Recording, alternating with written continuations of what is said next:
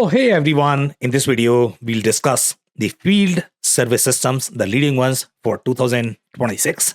So, let's dive right in.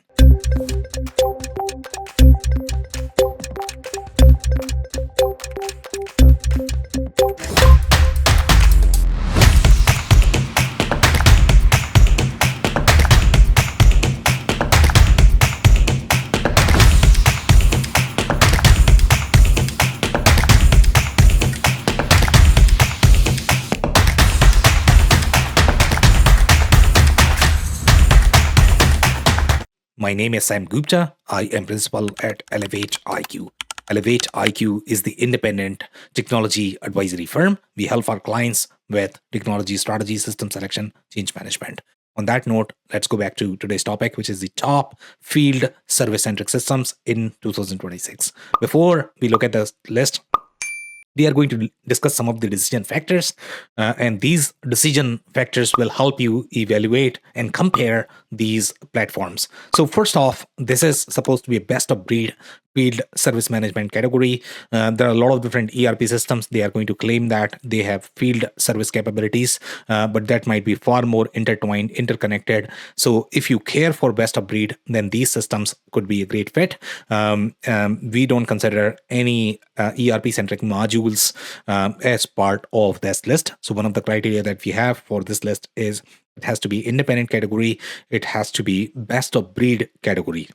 And when I say independent, I did not mean more from the independence of the conflict of interest perspective. Some manufacturers own some of these solutions, so there may be a conflict of interest.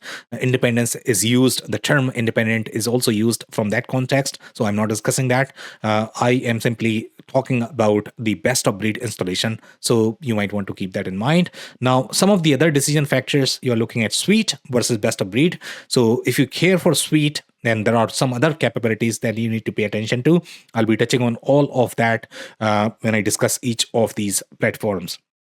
Sometimes field service-centric systems can be far more aligned with CRM-centric workflows, just because some of the field service-centric companies, they might be integrating with some of their vendors and customers, and they need to acquire leads. So this becomes almost like a CRM, the way your customer flows are going to be.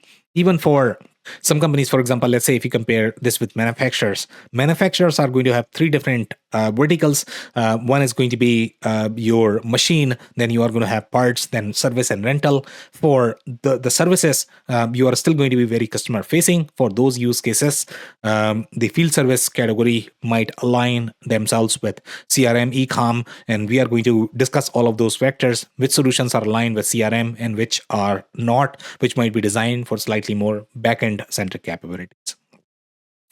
Now, some of these systems might bundle some managed services as part of their bundle. For example, let's say if you need to shop for labor, you need to acquire part-time capacity, they might help with that. So sometimes they might have conflict of interest from that perspective. So we'll discuss which ones provide. But again, if you care for that, that could be a huge benefit as well. And now some of them might be native to a specific platform. For example, in the Salesforce ecosystem, we have several different solutions, one provided by Salesforce, then several others provided by third-party vendors. So we are going to look at that as well. Some are going to provide native experience and some are going to be slightly more agnostic in their experience, which can work with many different platforms, then pigeonholing you in a very specific category. So we'll discuss all of that. Now, the criteria that we have used to compile this list is product share. Acquisition strategy must be aligned with the field service category if they are part of the broader company and their acquisition strategy is not necessarily focused on field service, then we care for that attribution. We don't rank them as well on this list if they are not investing as much from the R&D perspective, from their acquisition strategy perspective for their field service portfolio. So for this list, the only thing that is relevant is field service. Product roadmap, community ecosystem, win rate, technology strategy, as well as investors. So now let's look at the list.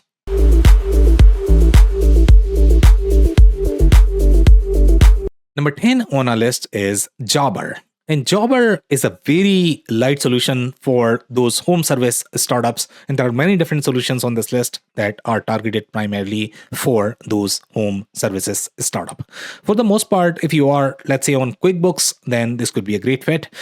This is meant to be easy to use. The kind of data models that you are going to have, it does not require as much steep learning curve. It's going to be easy to use. It's not going to require as much time from the implementation perspective as well. So if you care for all of that, and you are looking for slightly more operational solution, you don't necessarily care for data integrity right now. Your priority is somehow make it work for your workflow. So for those use cases, Jobber could be a great fit, and that's number 10.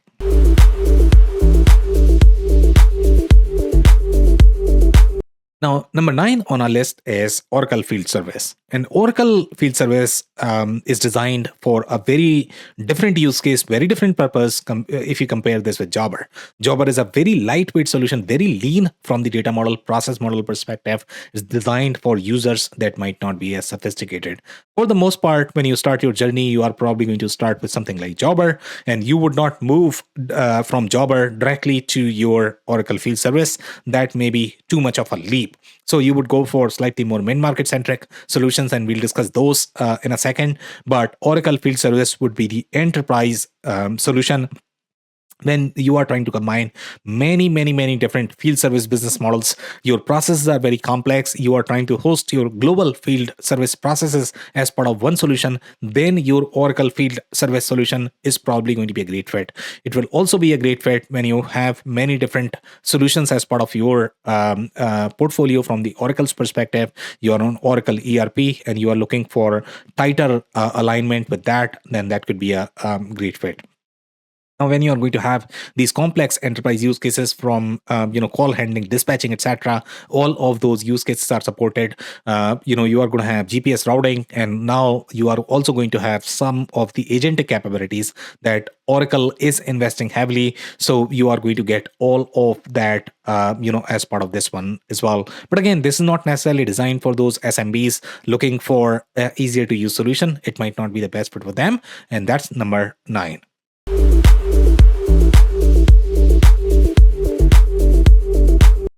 Number 8 on our list is ServiceNow Field Service Management. And ServiceNow is not meant to be a light solution either. It's supposed to be a very thick enterprise-grade solution. When you're looking for slightly more technical platform, ServiceNow does really well in the telco, telecommunication space. They are going to have all of those layers from the ITAM perspective, which is the IT asset management. They are going to be much deeper from the IoT scenarios perspective as well. But then they are also going to have very deep ecosystem as well as the technology layer that will allow you to implement any sort of custom apps, custom use cases that you need to develop on top of the ServiceNow platform. ServiceNow also is investing heavily on the AI agentic capabilities. They have acquired many different companies. So if you care for that, then ServiceNow could be a great fit. So ServiceNow overall, from the comparison perspective, they would be very similar to your Oracle Field Service. With Oracle Field Service, you might get a lot more capabilities pre-baked. With ServiceNow, you will get capabilities aligned to telco, data center, IT-centric businesses. That's where they do really well. So that's number 8.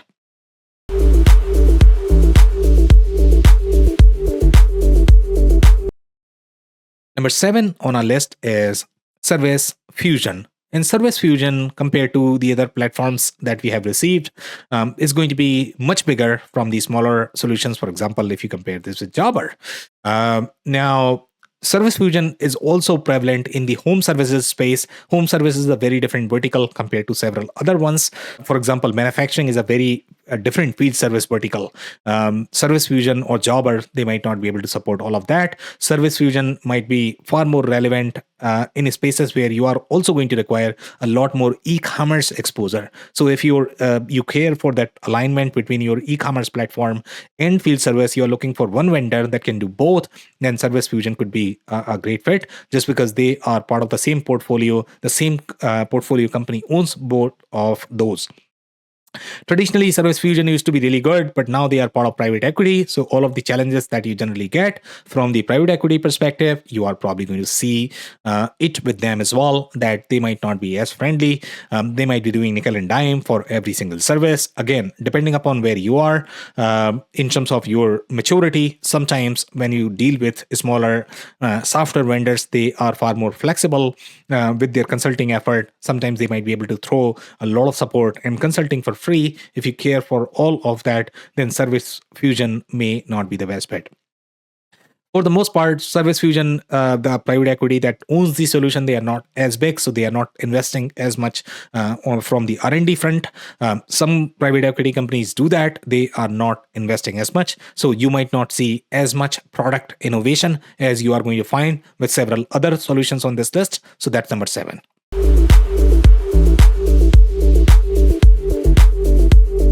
Now, number 6 on our list is Service Power. And Service Power is also a very unique solution, and they have very different alignment. For the most part, Service Power does have the managed service offering. So, managed service offering from the contingent worker recruiting perspective, if you care for that, then it could be a great fit. Now, one of the layers that we have not discussed so far, it could be when you look for a solution that can support both your in-house workers as well as some of the service contractors, because the kind of workflows they are going to have, they are going to be very different. They'll go through very different PO process, service rendering process. If you care for all of that, then Service Power could be a great fit. Some of the other solutions, for example, when you compare this with Jobber, etc., they might not support all of that. Now, Service Power, the technology is patented, so the whole scheduling engine is very powerful.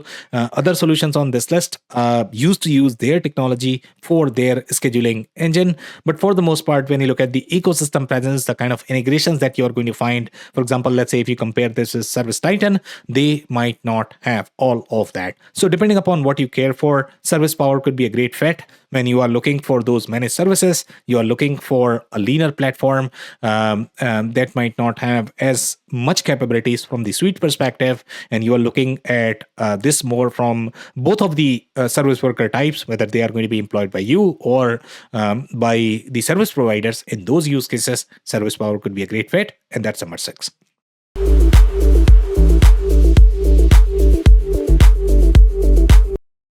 Number 5 on our list is ServiceMax. And ServiceMax has alignment with PTC. And again, PTC, they have several different solutions as part of their portfolio. So they are trying to sell this as part of the suite. So this is going to be slightly more manufacturing centric. If you are going to be manufacturing centric, then this might make sense. Also, ServiceMax has far more alignment with Salesforce, even though Salesforce has their own sort of field service solutions, so they are probably going to compete with all of that. But if you care for that alignment with PTC, engineering centric alignment, then ServiceMax could be a great fit, and that's number 5.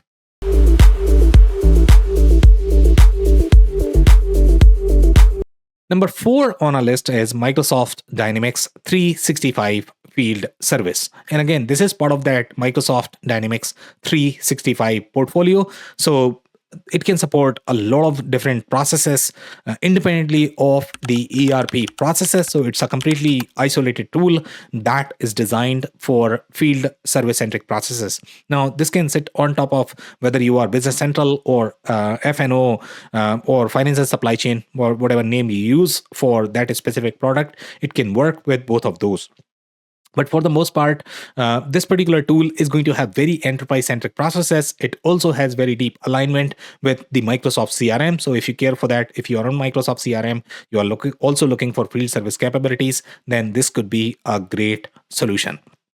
When you compare this with several other solutions that we have reviewed so far, now Microsoft is not going to have as much alignment from the manufacturing, from the engineering perspective when you compare this with ServiceMax. Obviously, they are not going to be aligned with Salesforce, so that is something you would not find with Microsoft.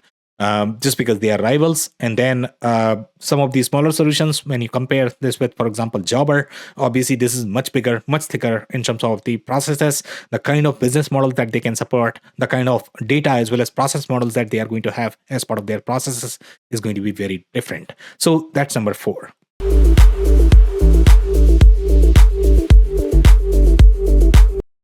Number three on our list is Salesforce Field Service. And this is owned by Salesforce, supported by Salesforce.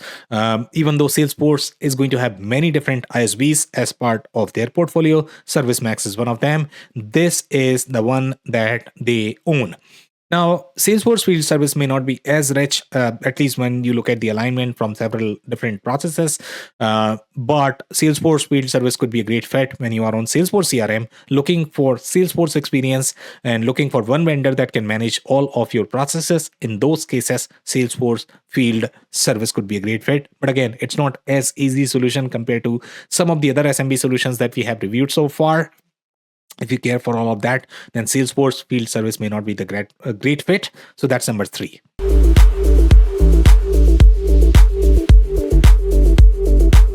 And number two on our list is IFS Field Service Management Software.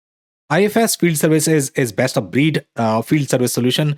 It can sit on top of several other ERP solutions. It has greater alignment from the EAM perspective. Now, they are not going to be as aligned from the e-commerce, from CRM perspective. It is also a very enterprise grade solution. So if you are outgrowing some of those mid-market solutions, then IFS Field Service could be a great fit. It is going to support many different scheduling algorithms that you are going to need. So when you have a very large fleet of field service workers, when your asset types are going to be very complex that are servicing or managing the field services processes, when you care for that ERP alignment from the IFS perspective as well, in those use cases, IFS could be a great fit.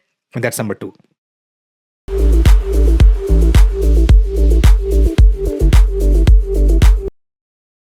Number one on our list is Service Titan. In Service Titan is a very mid-market centric solution, very different from several other ones that we have reviewed so far. Their alignment is very different. In fact, Service Titan could be a CRM for a lot of different field services companies because the kind of integration, the ecosystem that they have is very different. You probably don't need another CRM with Service Titan. It is designed for very simpler use cases. It does not have as thick implementation as several other platforms. But again, when you look at Service Titan, it's designed for slightly more mid-market centric businesses. It's not going to be as easy as something like Jobber. If you're looking for very easy platform, then you can go for something like Jobber. But if you are outgrowing that, then Service Titan could be a next step. Once you have outgrown Service Titan, the next step could be something like either IFS or Oracle, Microsoft, or maybe some of the options from Salesforce. So that's how the maturity of the solutions would be overall. Where they sort of stand in terms of their own positioning. But if you're in the residential sector, you're looking for an easy to use solution that is not going to require as much implementation dollars, is going to have some sort of pre-baked integration in those use cases. Service Titan could be a great fit, and that's number one. If you enjoyed this video, we are also going to link a report that is going to have much deeper analysis, so you might want to check that. This podcast is also available in the audio form on major podcasting platforms. We publish these videos on a weekly basis, so you might want to hit the subscribe button. If you have not checked our digital transformation report, that is going to have a lot more solutions as well as benchmarks, so you might want to check that. On that note, thank you so much for tuning in. I'll see you in the next one.